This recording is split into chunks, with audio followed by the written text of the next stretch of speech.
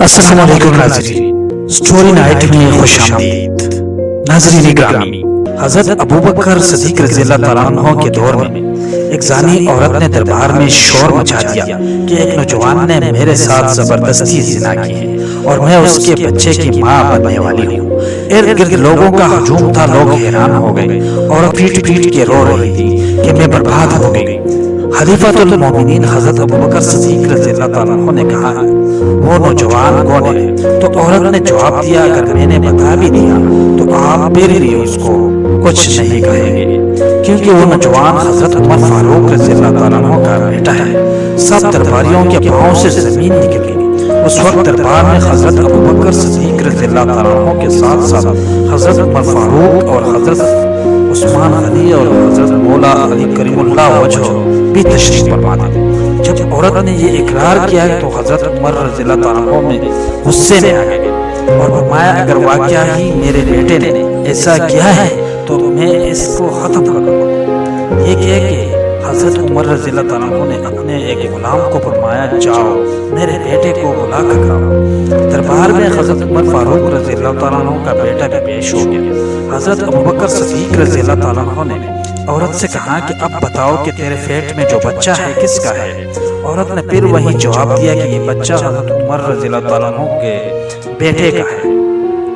حضرت عمر فاروق رضی اللہ تعالیٰ عنہ کے بیٹے دربار میں رو رو کر کہہ رہے تھے کہ بابا میں اس کو جانتا تک نہیں اور نہ ہی کبھی اس عورت کو دیکھا ہے۔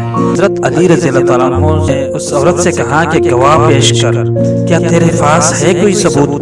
تو دو آدمی بول پڑے، جی ہم گواہی دیتے ہیں کہ حضرت عمر کے بیٹے نے اس کے ساتھ ایسا کیا ہے۔ عورت چیخ رہی تھی، دربار میں سب لوگ حیران تھے۔ تو اچانک حضرت عمر فاروق رضی اللہ تعالیٰ عنہ نے دیکھا کہ عورت کی قمیص کے نیچے سے ایک کپڑا لٹک رہا ہے۔ حضرت عمر رضی اللہ تعالیٰ عنہ چلتے چلتے اس عورت کے قریب ہو گئے اور عورت سے کہا کہ تم شادی شدہ ہو؟ تو عورت نے کہا، جی۔ حضرت عمر فاروق رضی اللہ تعالیٰ عنہ نے کہا، اپنے شوہر کو بلاؤ۔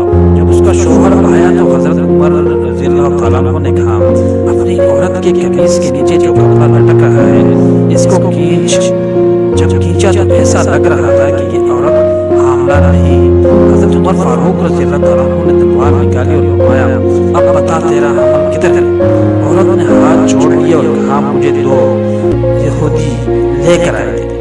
انہوں نے کہا کہ دیکھتے ہیں کہ اس مسلمانوں کا خلیفہ اپنے غریبیوں کو بھی سزا دیتے ہیں کہ نہیں۔ حضرت ابوبکر صدیق رضی اللہ تعالیٰ عنہ نے فرمایا، ہمارا دین اسلام سب کے لیے برابر حقوق رکھتا ہے۔ یہ کہہ کر حضرت ابوبکر صدیق رضی اللہ تعالیٰ عنہ بھی غصے میں آ گئے اور کہا کہ ان کو 100 کوڑے مارو، اور حضرت عمر فاروق رضی اللہ تعالیٰ عنہ کے بیٹے کا ماتھا چومنے لگے اور پورے دربار کے لوگ بھی چوم اٹھے۔